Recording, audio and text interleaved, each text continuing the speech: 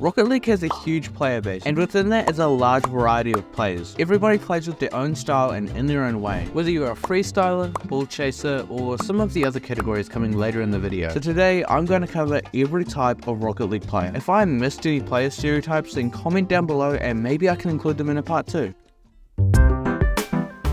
You guys have all seen this type of player before. If you scroll down on any Twitter thread or any YouTube comment section, you'll find these comments. Majority of the time, these guys can't even do the mechanics that they brag about, unless it's in free play and it looks something like this.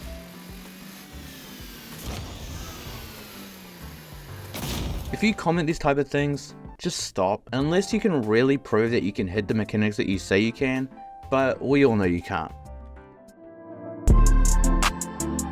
Now for this section, there are actually 2 subcategories to this type of player. The first is the regular freestyler. These guys don't care about ranked at all. In fact, they sit in free play for 90% of their time. You'll probably end up finding them in casual, playing against players who haven't even touched the game before, aka my teammates. So while these guys are quad heli resetting, their opponent is still figuring out how to drive.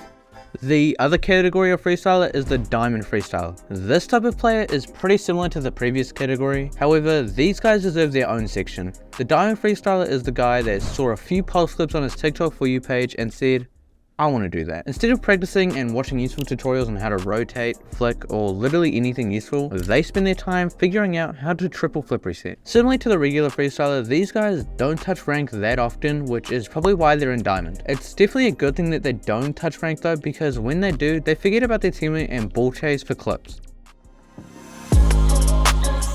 I know a lot of you guys are going to relate to this one. I personally have a lot of experience as a hard stuck champ because I've been champ for quite a while now, and let me just say, it sucks. Majority of players who are stuck in champ have been like that for a long time.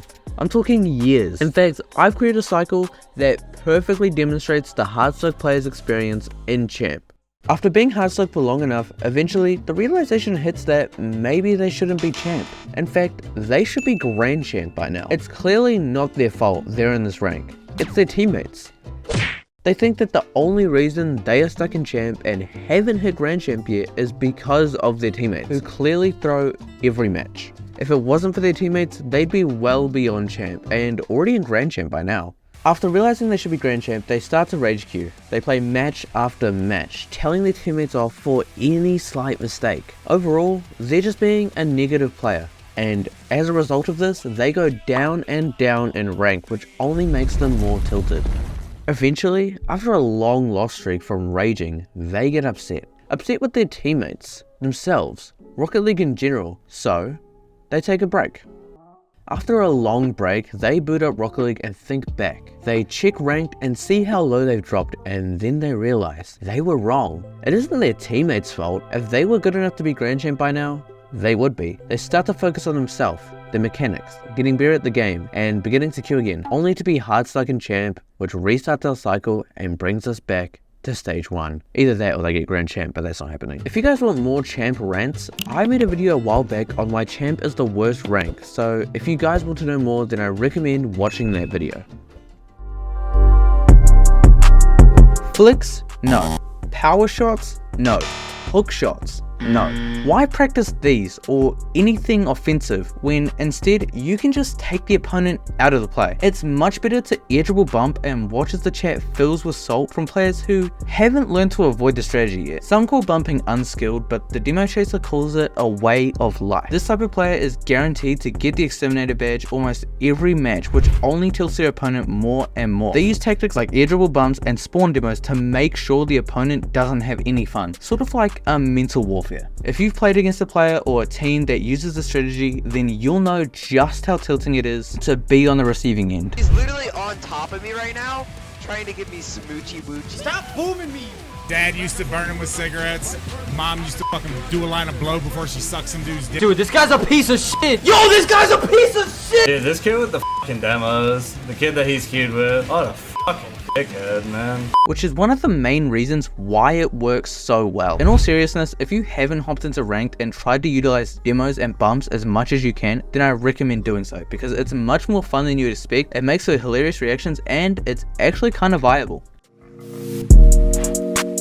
The ball chaser is the type of player that, as the name suggests, literally will not leave the ball alone. These guys probably describe themselves as mechanical or fast, but deep down, we all know they're just an annoying teammate to have. Ironically, they miss a lot of the shots they take and complain about how annoying their teammates are. They use score as an excuse as to why they're better than you, but in reality, the only reason they got more touches is because to even have a chance at winning, you had to play more passive to compensate for their chasey playstyle. A lot of ball chasers actually don't realize that they're chasing, usually because they don't understand rotations, which just makes it all that much worse. Because of this, it makes the playstyle pretty common in the low ranks, but slowly as you rank up, you'll find less and less of these guys. I personally encounter them a lot in my champ lobbies as my teammates steal the ball off me, usually when I have a good chance at a semi-open net, so that they can take it up the wall and go for a solo play. That often leads to me in a 2v1 as they recover to net. Often, I find that people who blame their teammates in low ranks are often ball chasers themselves, so if you find yourself constantly blaming your teammates, then maybe have a look at your gameplay and see if you're stealing the ball off of them maybe a bit too much.